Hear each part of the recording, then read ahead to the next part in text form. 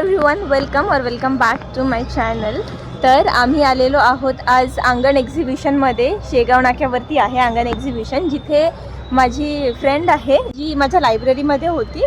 So तिचं इथे stall आहे, तर आम्ही दोघी तिथे भेटायला आलेलो आहोत। So let's go with us.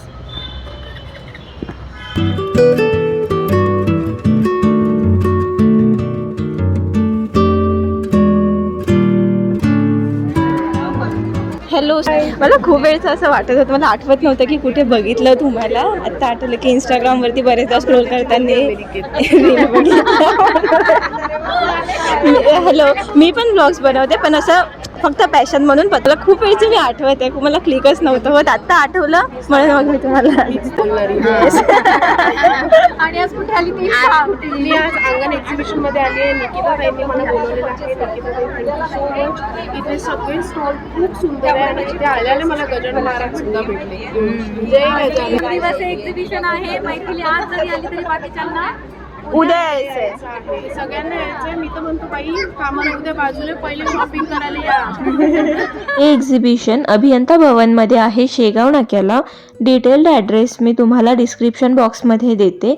So हे फर्स्ट स्टॉल्स होते जे वेस्टर्न विअरमध्ये होते, आणि त्याच्यानंतर मग बरेचसे इथे स्टॉल्स होते, मी तुम्हाला सगळे दाखवणार आहे। हा आहे पहिला स्टॉल, आणि इथे खूप सुंदर खूप व्हरायटीच्या साड्या होत्या। इथे डिफरंट व्हरायटी होती, म्हणजे कोणाकोणाकडे फक्त मल कॉटन असतं आणि कोणाकडे जामदानी सिल्क वगैरेचं, म्हणजे एक पर्टिक्युलर पॅटर्न असतं, तर तसं नसतं। इथे तुम्हाला भरपूर व्हरायटी भेटून जाईल आणि खूप सुंदर खूप युनिक डिझाईन्स होते। त्याच्याच बाजूला इथे कॉटनचे ड्रेस होते, त्याच्यानंतर वेगवेगळे व्हरायटीचे ड्रेसेस होते, पण कॉटन जे होतं ते खूप सॉफ्ट आणि खूप छान कॉटन होतं। ह्या ड्रेसची प्राईस 1500 होती, आणि जे पॅटर्न्स होते ना ड्रेसचे तेही खूप युनिक होते, खूप सुंदर होते। तर तुम्ही इथे येऊन व्हिजिट करू शकता आणि तुम्ही बघू शकता। त्याच्या बाजूला अगेन हा एक साडीचा स्टॉल होता, आणि मी तुम्हाला सांगते की इथे साड्यांची जी प्राईस आहे ती 500-600 पासून स्टार्ट होते। तर 8500ची मी इथे लास्ट साडी बघितली आहे, जी खूप एक्सपेन्सिव्ह होती, ती 8500 मध्ये। आणि ही आहे ती साडी जी मी तुम्हाला आत्ता दाखवत आहे, पण ती एवढी सुंदर साडी होती। तुम्हाला कॅमेरामध्ये एवढं छान वाटत नसेल, असं वाटत असेल की खूप जास्त डिझाईन्स आहेत किंवा खूप गोष्टी त्याच्यामध्ये आहेत, पण असं नाही आहे। तुम्ही जेव्हा ती समोरून साडी बघणार ना, तुम्हाला ती साडी आवडणार, तुम्ही त्या साडीच्या प्रेमात पडाल, एवढी सुंदर साडी होती। आणि त्याच्यामध्ये पण त्यांच्याकडे डिझाईन्स होत्या, याला बनारसी पॅटर्न म्हणतात, आणि याचं जे ब्लाऊज होतं ते स्टिच्ड होतं, आणि यामध्ये भरपूर व्हरायटी होती, तुम्ही इथे येऊन व्हिजिट करू शकता।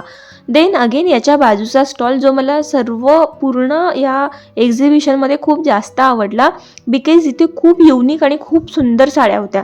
साड्या सगळीकडेच खूप छान होत्या, पण हिच्याकडचे जे पॅटर्न्स होते ना ते खूपच सुंदर होते, म्हणजे असे खूप एलिगंट होते, आणि जे तुम्ही डेली वेअरला पण यूज करू शकता, म्हणजे छोट्याशा फंक्शनसाठी किंवा ऑफिसला वगैरे। आणि खूप सुंदर सुंदर ब्लाउजेस होते, स्टिच ब्लाउजेस होते।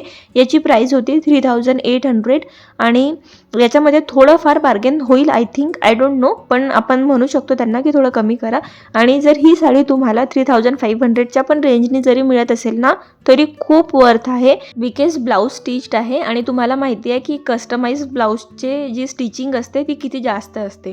अगेन त्याच्या बाजूला एक स्टॉल होता, जिथे अगेन कॉटनचे ड्रेसेस होते, आणि कॉटनच नव्हते यांच्याकडे, खूप वेगवेगळी व्हरायटी होती, आणि प्रत्येक स्टॉलला ना डिफरंट होत्या गोष्टी, म्हणजे सेम नव्हत्या की कुठे तुम्ही ही डिझाईन बघितली तर तुम्हाला सेम रेप्लिका भेटेल, नाही, खूप वेगळं आणि खूप छान होतं, आणि कापड क्वालिटी प्रत्येक स्टॉलची खूप सुंदर होती।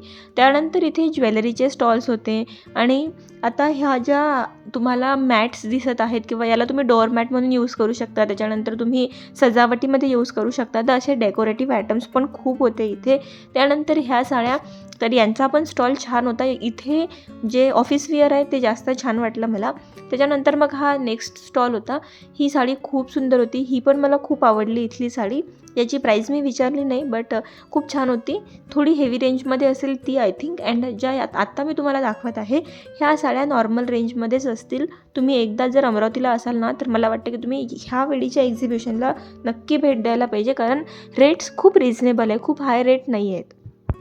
आणि हे असूनसुद्धा तुम्हाला प्रत्येक व्हरायटी इथे बघायला मिळेल, म्हणजे तुम्हाला जेवढं तुम्ही दुकानात नाही बघू शकत ना, त्याच्या 10-15 पट तुम्ही इथे बघून घेणार, आणि तुम्ही कन्फ्यूज होणार की काय घेऊ आणि काय नको, कारण एवढ्या छान आणि एवढ्या सुंदर गोष्टी इथे आहेत. देन आम्ही नेक्स्ट स्टोअरला आलो. नेक्स्ट स्टोअर म्हणजे कसं आहे, इथे एक तिकडे हॉल आहे आणि असा सेकंड हॉल आहे. तर अर्धं एक्झिबिशन हे फर्स्ट हॉलला होतं. आता हे जे हाफ एक्झिबिशन आहे हे सेकंड हॉलमध्ये आहे. आता आपण सेकंड हॉलमध्ये आलेलो आहोत. इथे पण भरपूरशा साड्यांचे स्टॉल्स होते, त्यानंतर ज्वेलरीचे स्टॉल्स होते.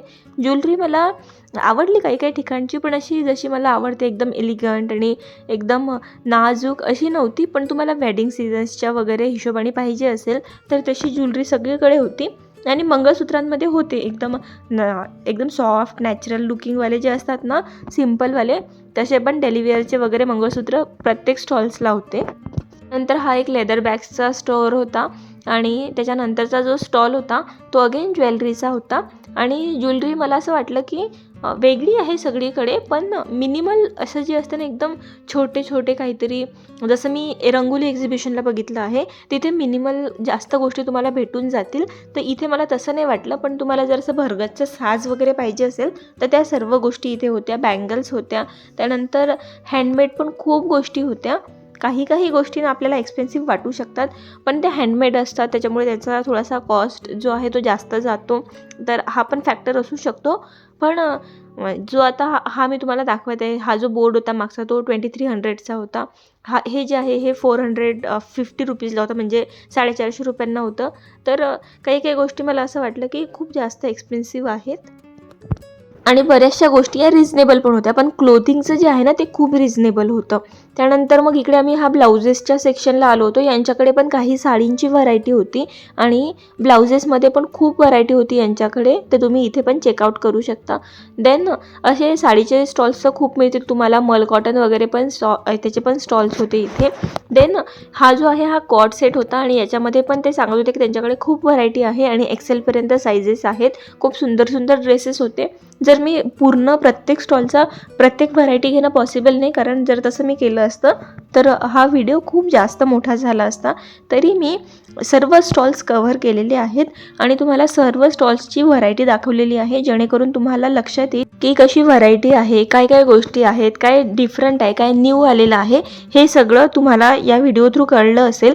आणि इथे काही होममेड आयटम्स होते, काही जे आपल्याला घरामध्ये लागतात ते आयटम्स होते. तर अशा भरपूर व्हरायटी होती. त्यानंतर ना ह्या होत्या कॉटनच्या साड्या आणि याचं पण कॉटन एवढं सुंदर होतं ना, खूप छान, खूप सॉफ्ट साड्या होत्या, खूप सुंदर सुंदर डिझाईन्स होत्या.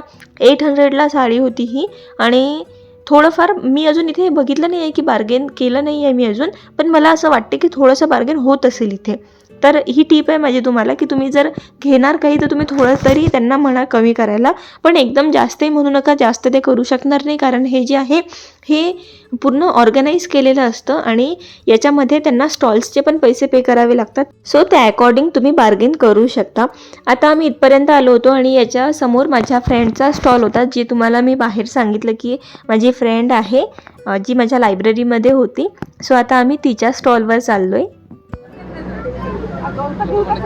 हॅलो,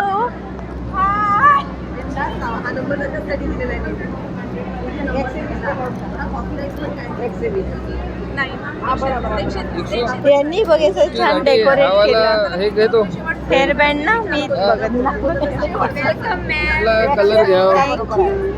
हा कलर खूप घेऊ का? सुंदर कलेक्शन आहे, खूप छान आहे. तुम्ही ते मला फ्लावर्स पण दिले होते ना, खूप सुंदर आहेत ते.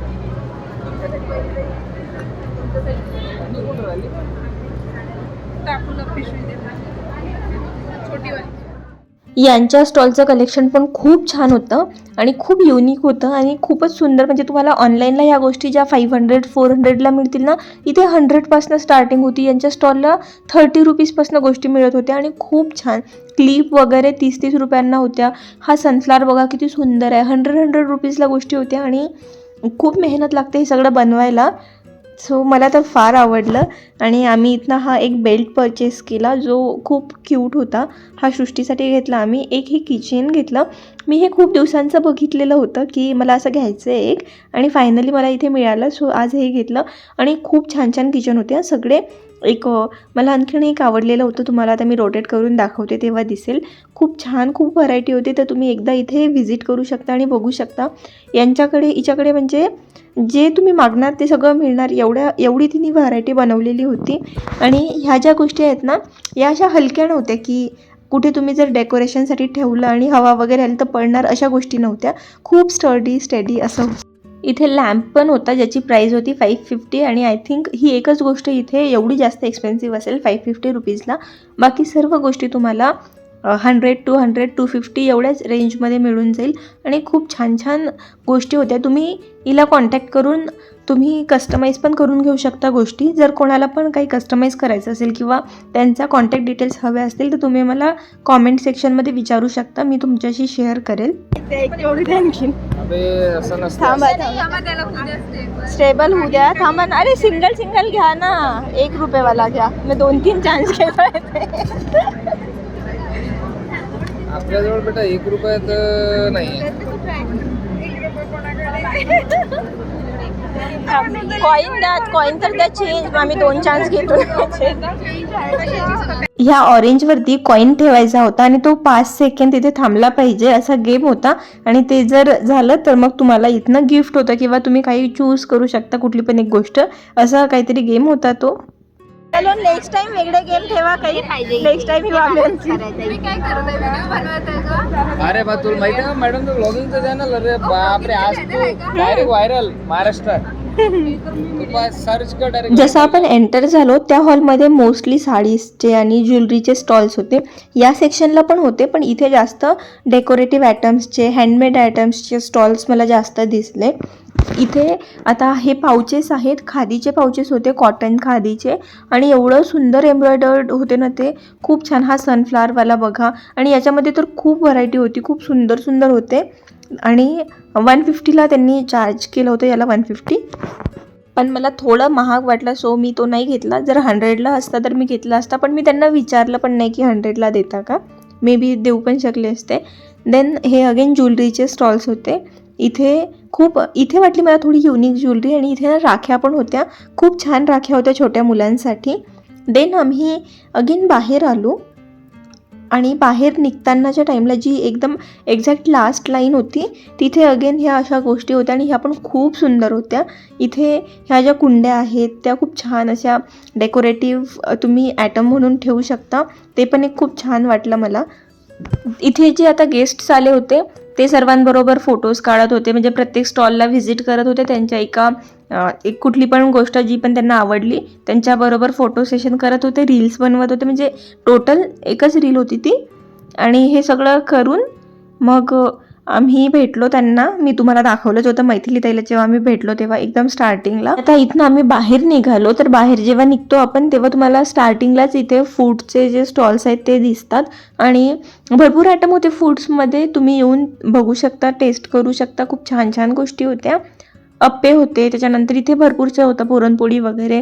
बाजूचा जो स्टॉल आहे तिथे फ्रेंच फ्राईज होते, त्याच्यानंतर केक होते, कुकीज होत्या, आणखीन चिवडा वगैरे अशा भरपूरशा गोष्टी होत्या, पाणीपुरी होती. तर असं छान हे एक्झिबिशन होतं.